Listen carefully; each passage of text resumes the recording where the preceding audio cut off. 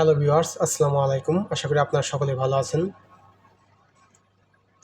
আল্লাহর রহমতে আমিও ভালো আছি। তো আজকের ভিডিওর টিউটোরিয়ালটি হলো, আপনারা অনেকেই পিসিতে স্ক্রিনশট দিতে পারেন না।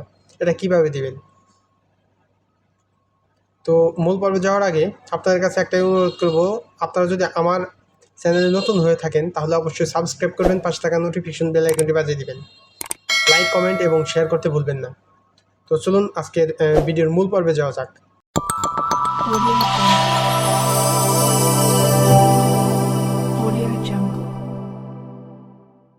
তো ফার্স্ট অফ অল আমরা আপনাদের দেখাবো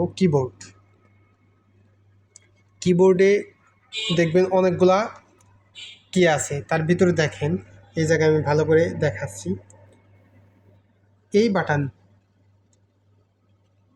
এই বাটনটা দেখতে পাচ্ছেন আপনি, এখানে কি লেখা PRTSC SYSRQ।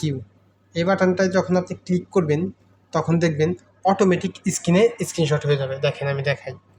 এখন দেখেন আমার স্ক্রিনে কোনো স্ক্রিনশটের অপশন নাই। এখন আমি যদি এখান থেকে এই বাটনটা ক্লিক করি, দেখেন আমার স্ক্রিনটা উপরের অংশে দেখেন স্ক্রিন চলে আসছে, আর আমার মাউস প্লাস আইকন হয়ে গেছে। এখন যদি আমি এখান থেকে ধরে এই অংশটুকু আমি স্ক্রিনশট নেব, আমি মার্ক করব, দেখেন এটা মার্ক হলো, ছেড়ে দেবো, অটোমেটিক স্ক্রিনশট নিয়ে নিচ্ছে আমার।